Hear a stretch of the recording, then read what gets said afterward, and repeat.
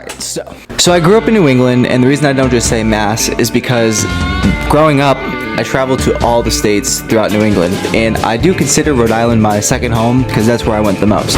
I did play sports, I didn't work out growing up, and I ate out a lot. I also wasn't the most popular kid in school. I grew up in a small area in the backwoods of Worcester, Mass. This is where I learned hard work, respect, and commitment. My family was never rich, so we always had to roll up our sleeves and put in the work. This included long hours of raking leaves, chopping wood, stacking wood, shoveling snow, doing the leaves in the fall, you name it. Long, strenuous hours. If you can relate, you understand. Back then, I hated it. I couldn't stand, never looked forward to it. Except the snow part, I actually like the snow. Now looking back, it made my love for fitness that much more. How?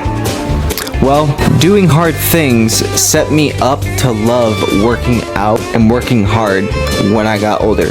Sounds crazy, right? You know, I have some of my favorite memories from up north, playing pond hockey with my friends Sam and Alex, going to Boston with Sam and my other friend Cam, my main group of friends Jared, Chris, Adam, and Tyler. Ironically, we used to do like everything together for years, and now we've just drifted apart, and I only talk to two of you now. It's really crazy. But all the countless multitude of trips to Jamestown, Rhode Island, and Boston, sleepovers, just all the countless good memories. But there's a saying that says all good things must come to an end, and that could not be more real.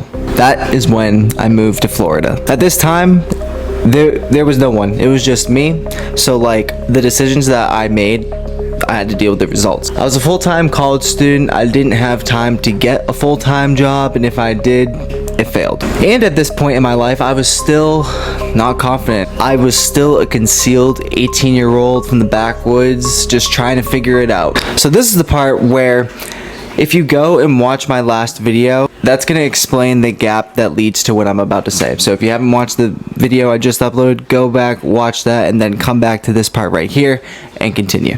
So we're going to fast forward all the way to 2016, and that is when I never looked back in fitness.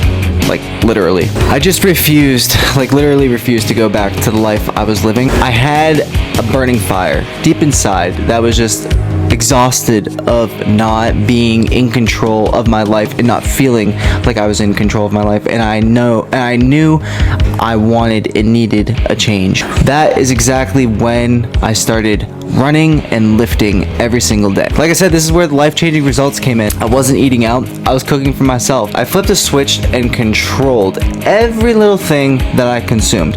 We're talking food, podcasts, music, fitness, vision, motivation, the consistency, the discipline, and of course, like your commitment and your overall mood. All those things changed. Why? Because I made them. And this was obviously very eye-opening to me. Seeing the gap with like what my family had eaten, like growing up, to what I was doing now,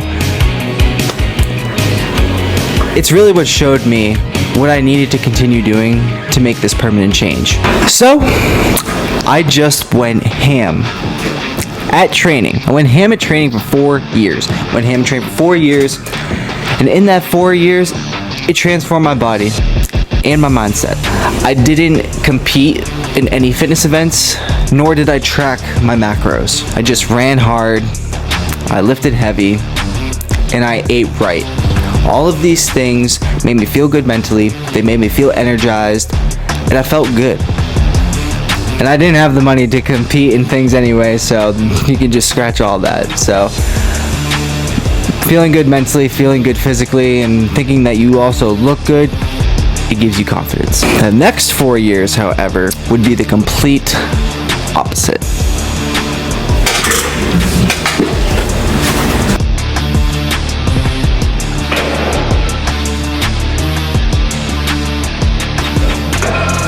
What does a new standard look like? Is it a time we wake up? The foods we choose to eat? The people we hang out with? The different decisions we make? Or is it everything?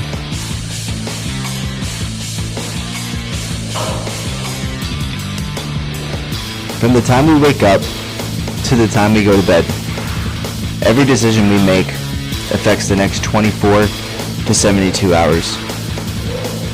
Every drink, meal, lift, run, text, call, pick up, drop off, start, and finish requires 100% attention and 100% detail every day for 365 days. You will get tired. You will feel fatigued. You will feel like no one else gets it but you. But know this. Show up. Because if you show up, you're setting your standard. Your new standard. It will put you in positions you want to be in, need to be in.